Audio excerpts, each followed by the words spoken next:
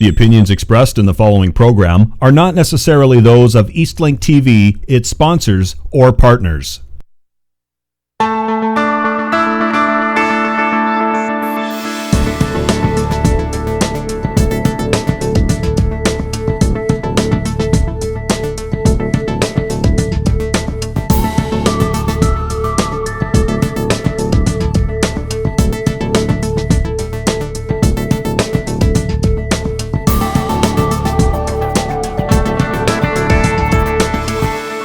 I thought I'd tell my story a bit, although you just got the bio, but just sort of how this journey happened for me as a writer, and talk about some of my works. And then I'm going to read just a brief part of Indian School Road, the new book, and then I have several photos from the book that kind of from the archives, from the Sisters of Charity archives, that will show you what the school looked like and some scenes from it, and I'll talk about some important points from each of those. And then we can do a Q&A. So myself, as Holly mentioned, I've been writing pretty much my whole life. It's always been something that I really enjoyed. Just as a kid, even making up stories, I found I could get attention that way, and I could get over my shyness and make friends by telling tall tales, and then I turned that into a writing thing. And for years I got away from that. I actually took a degree, an undergrad degree in, what do they call it, commerce, and at Dalhousie. And that was based on some bad advice from a guidance counselor who told me, I don't know if anyone remembers that show, Who's the Boss? It was big in the 80s. I liked it. And as a kid, I watched it. And Angela, the head of the household, was an advertising executive, and it always had little plot lines sometimes when she was working on something and trying to create something and doing writing. And I was like, oh, she makes lots of money. They have a great big house, and she's a writer, and I want that. So that's what I'm going to be. And that idea stuck for some reason, and no one ever corrected me on it. And I went to see my guidance counselor in grade 12, and he said, if you want to be in advertising, take a business degree. That's actually wrong.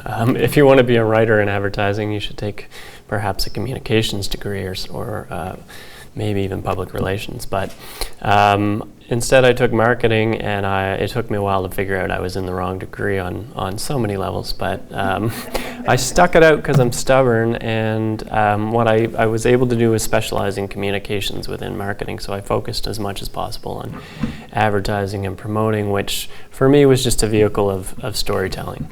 But I did end up getting a job in the business world, ironically for a nonprofit, but that was helping inventors assess the market opportunity for their ideas. So I was assessing the great potential of ideas like pooper scoopers, hydrogen-powered lawnmowers. If you've ever been near anything that combusts, you probably know that may not be a great idea, though it sounds great environmentally.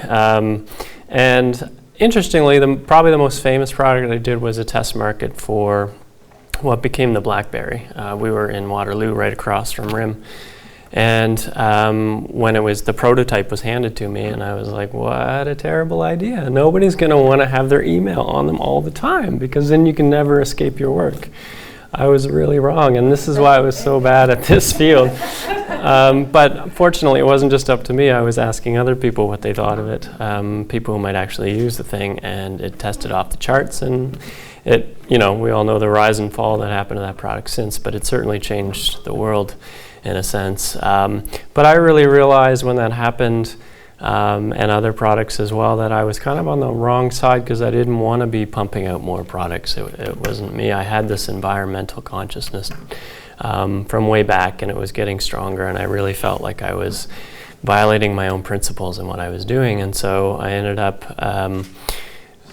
I took a circuitous route through St. Lucia and through the St. Lucian rainforest, and ended up back in school doing another degree, a master's degree in environment, and once again focusing on communications, and this time how I could tell stories about environment, and sort of push that narrative and hopefully change the way people think a little bit. And that's kind of what I've tried to do since. And I worked in the environmental field for a while, but I ended up lucking into a job as a journalist in West Africa, in Ghana.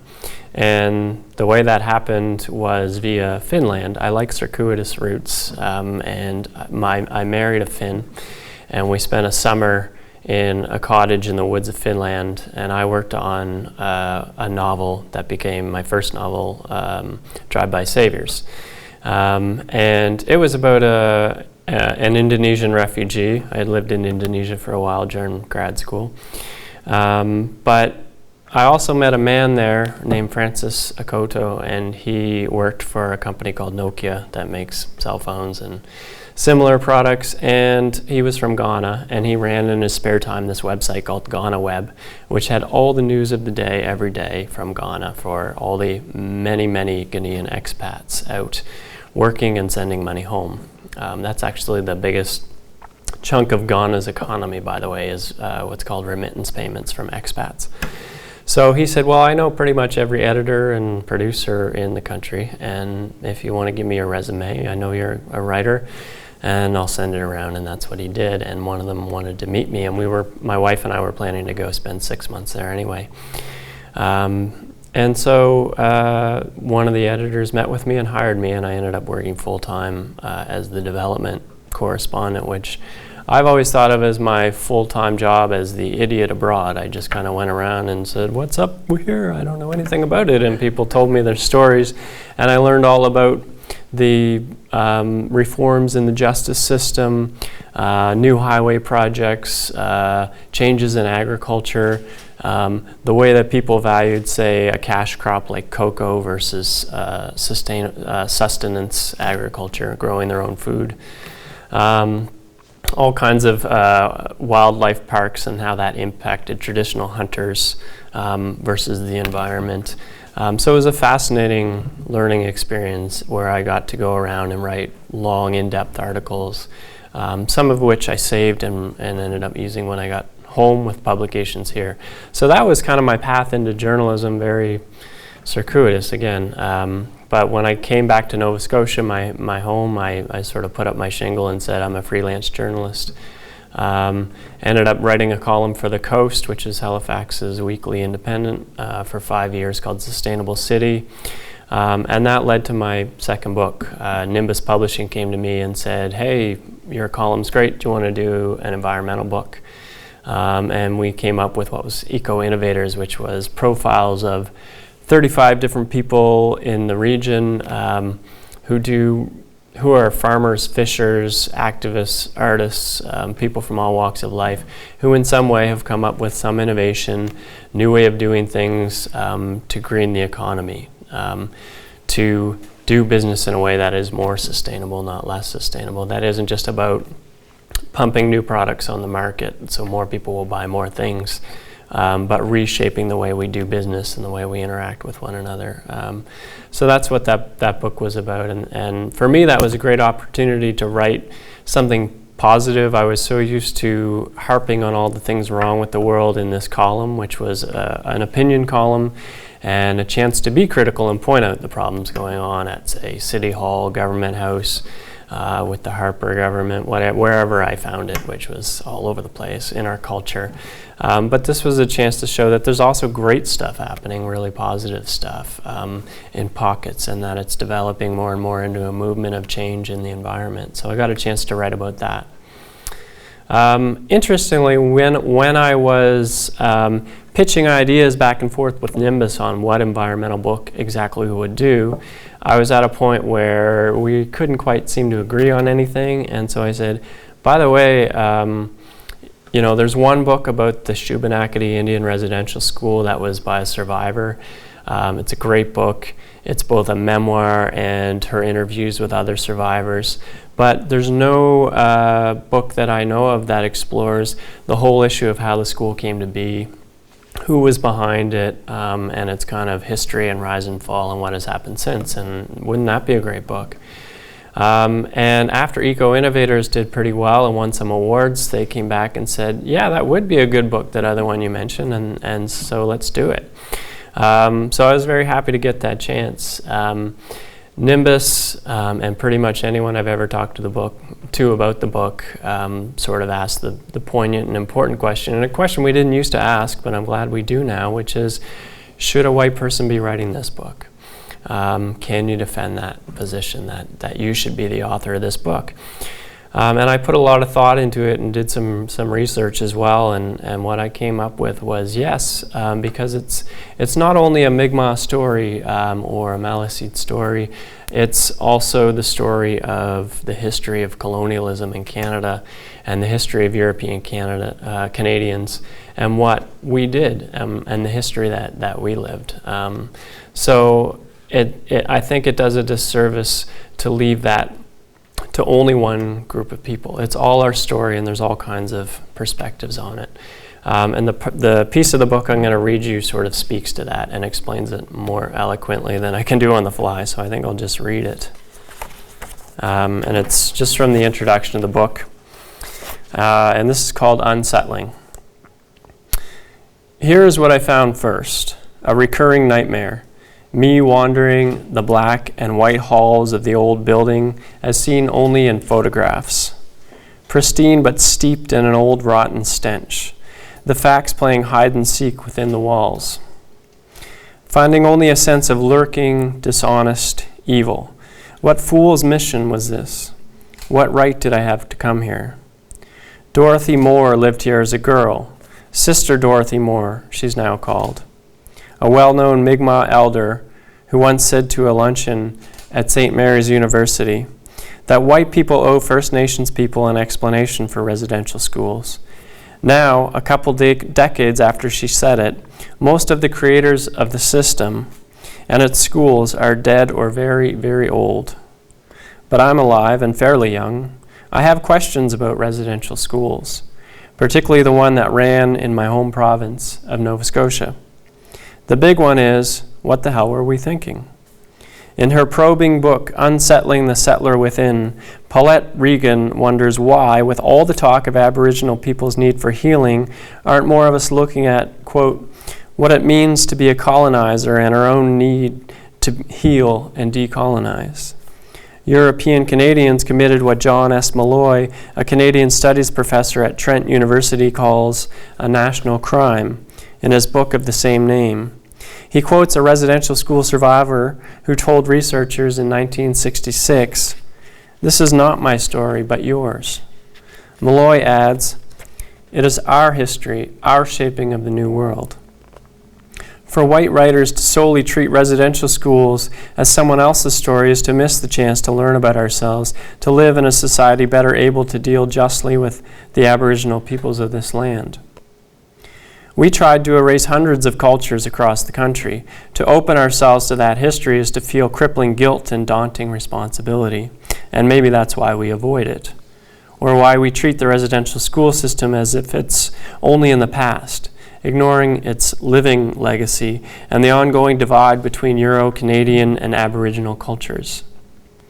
This state of denial allows Euro-Canada to continue its oppression, with settler Canadians taking from Aboriginal peoples instead of living in partnership.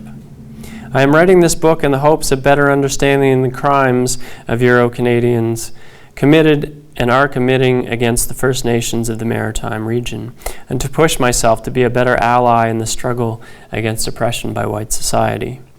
As educator Paulo Freire once wrote, "Washing one's hands of the conflict between the powerful and the powerless means to side with the powerful, not to be neutral. The only way I can avoid participating in oppression is by participating in the struggle against it. To do this, I need to move past learning and become a witness, to tell others what I've learned." Despite all the media coverage, since allegations of sexual abuses in the early 1990s and more recently as a result of testimonies at the Truth and Reconciliation Commission, the majority of non-Aboriginal people still don't know about residential schools. A 2008 survey conducted by Environics found that only 1/3 of Canadians were familiar with the issue of Native people in residential schools, and only 5% said they were very familiar with these issues.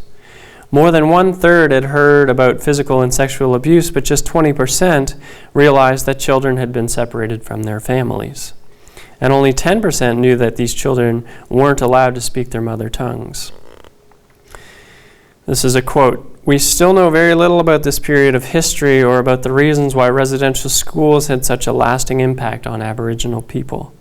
Marie Brownell told an audience at St. FX in Antigonish in 2011, a human rights and equity advisor at the university, she added, "Each of us has a role to play in this reconciliation process. This cannot happen if only one party is involved." In my own conversations with other white people about this book, most are familiar with the concept of an Indian residential school and are sad that such a thing once existed and caused so much hurt. But only about half are aware that there was such a school in the Maritimes. And few know anything about it beyond a general sense of tragedy.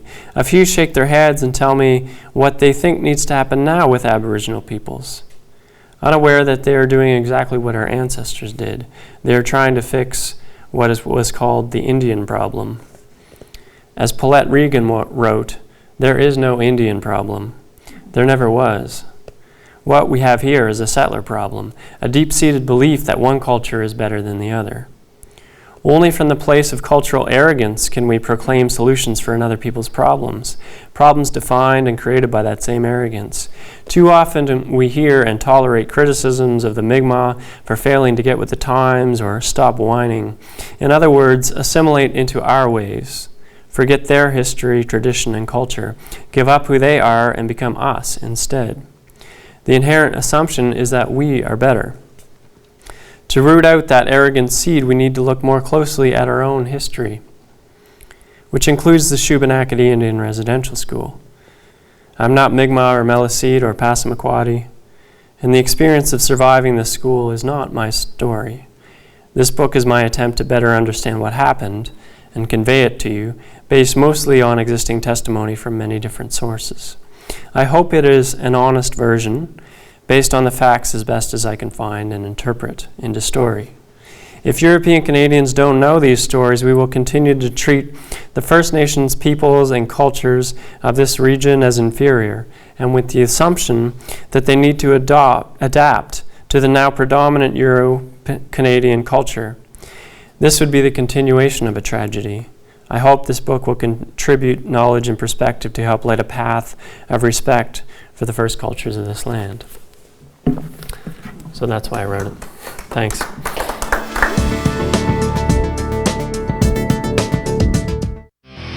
Eastlink TV is your best destination for local sports, from AUS coverage to Eastlink Premiership Soccer, Rainmen Basketball, and Quebec Major Junior Hockey. We are the Maritimes' #1 sports channel. The opinions expressed in the following program are not necessarily those of Eastlink TV, its sponsors, or partners.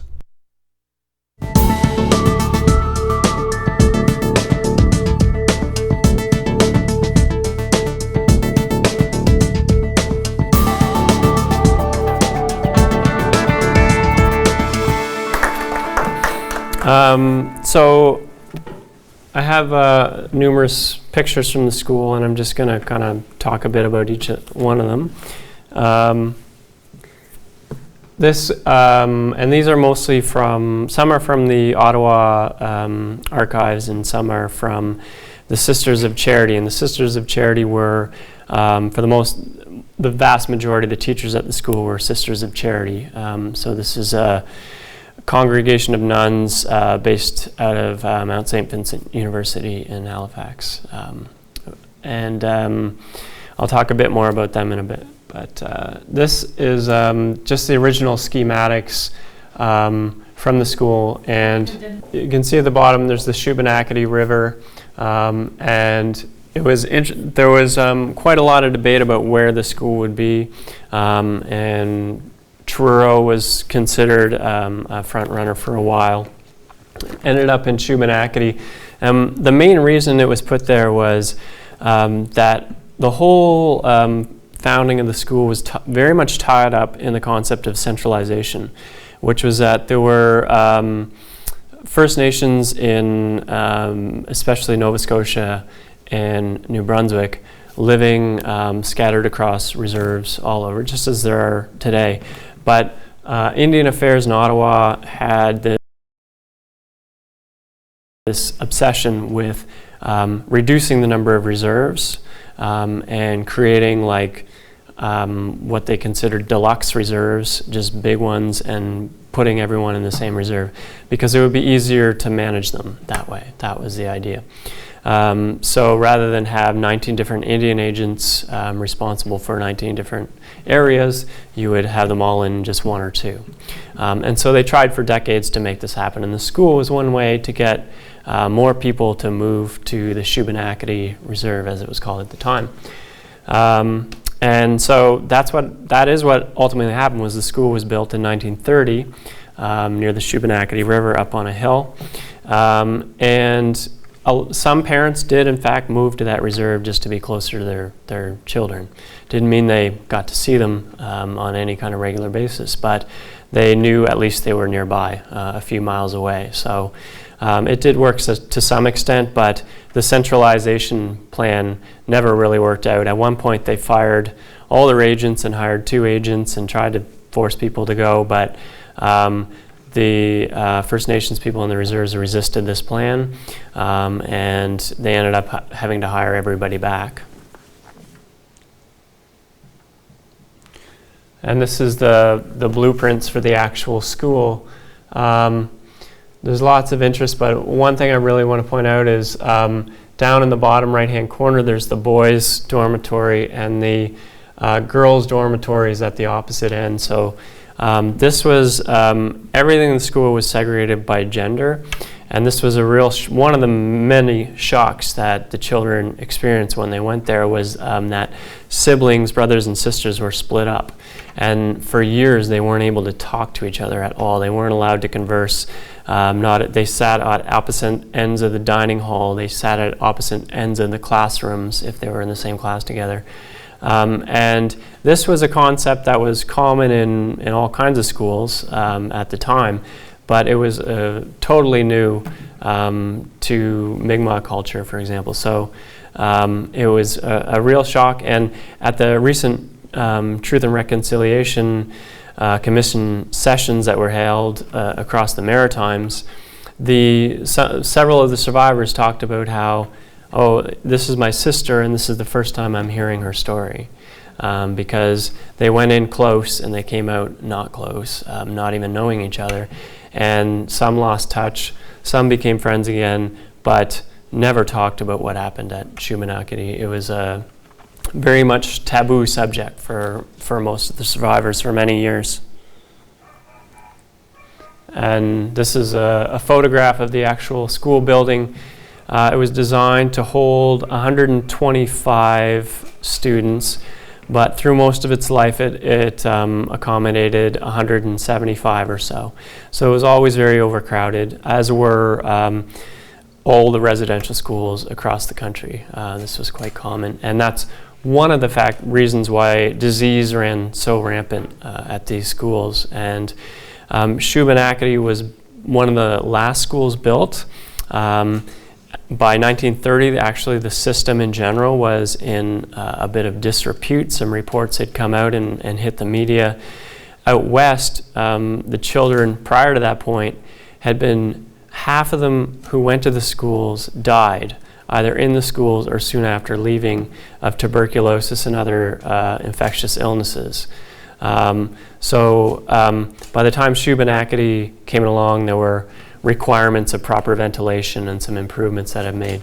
TB was still quite common at the school, but it wasn't quite the killer it had been at earlier versions. And again, you see it's gender segregated. One of the really common themes among survivor testimony is about how whenever anyone came into the school with a camera, which would happen from time to time, or whenever any visitor came, they were coached in advance to smile. And because they were used to severe punishments for not following orders, they knew to follow those orders. So you often see pictures where they're smiling and happy, and this is from the Sisters of Charity archives. But based on the survivor testimony, they were smiling under duress.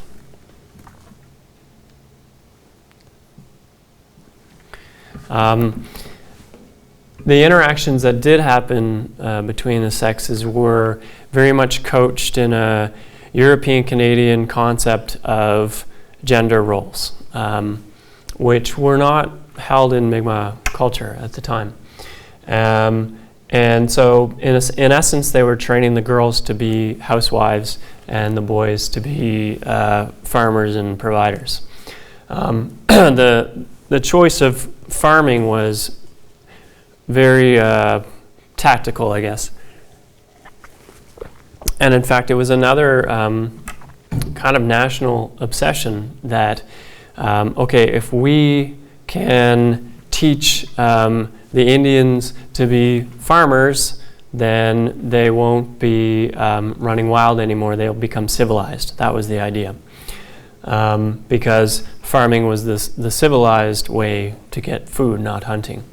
And you can see this attitude manifest in policies like no longer supplying rifles to reserves, but instead providing seeds. And there was a certain point in the early 20th century when that policy was made official.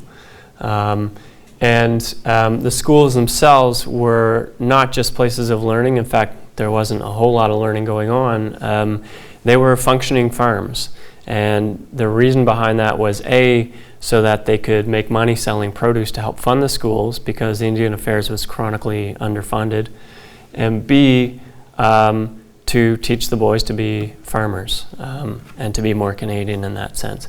And this is, all the evidence quite clearly indicates that these schools were very much designed to cut off people from their cultures at a young age before that culture had a chance to take hold. This was the theory, so that they would come out just like white Canadians. That was the concept.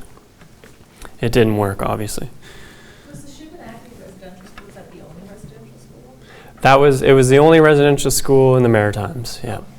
There were a few in Newfoundland, but they were not federally funded.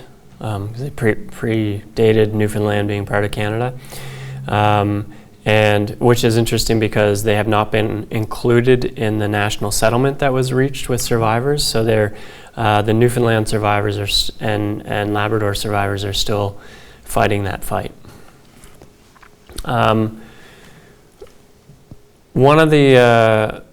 One thing I really wanted to do was read, there is annals that was kept by the Sisters of Charity nuns who taught there. So it was just a journal sort of that was available for any sister could enter her thoughts at any time. And occasionally, it was sporadic. I mean, they might have it every day for a week and then nothing for months. So it was just like whenever they thought of it, I guess, or had something to write, they would write a few lines about what was going on. They weren't signed, so you couldn't identify which sister said what. And they were available to the sister superior, to the principal, who was a priest, so to all their superiors. So we can't be sure whether these were their truest, most honest thoughts or not, or whether they were a bit of a PR job. And the other thing is that I wasn't allowed to see them. The Sisters of Charity wouldn't show me because they said it's personal. Fortunately, they did allow a PhD student in the late 90s access to them, and she quoted them extensively in her dissertation, so I had several pages at least from them, so I was able to go by those. One of the common memories that the nuns really fondly remembered tobogganing with the kids, and these were homemade toboggans.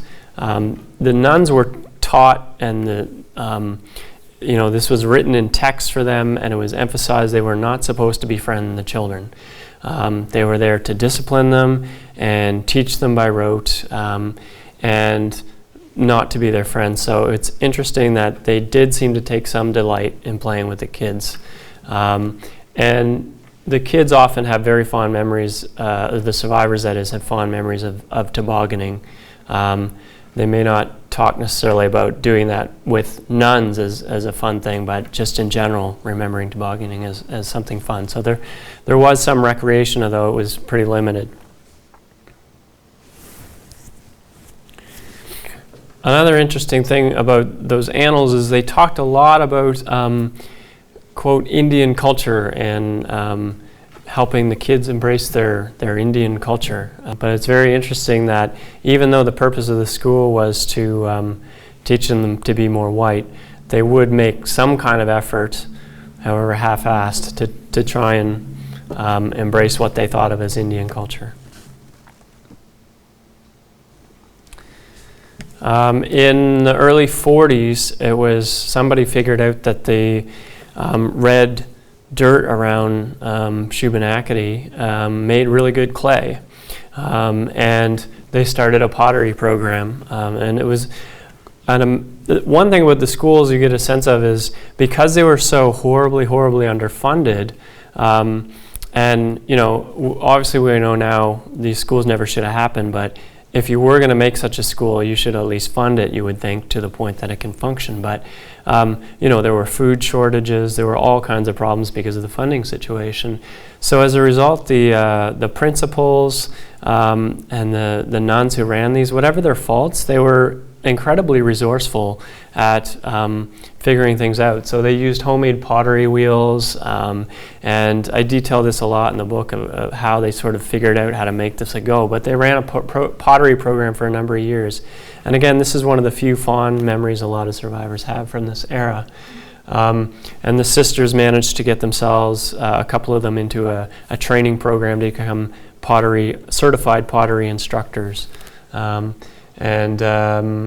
The products, they raved about the skills of the students, and the school got a lot of positive press nationally, as far away as Montreal anyway. And for this program, and the Indian Affairs had this Indian crafts branch where they would take things from reserves or whatever and sell them, and usually split the money with the artist. In the cases of art coming out of the schools, the residential schools, they would just put the money back into the school and it would fund the school. So the children never saw the fruits of their labors, even though they might have enjoyed the work.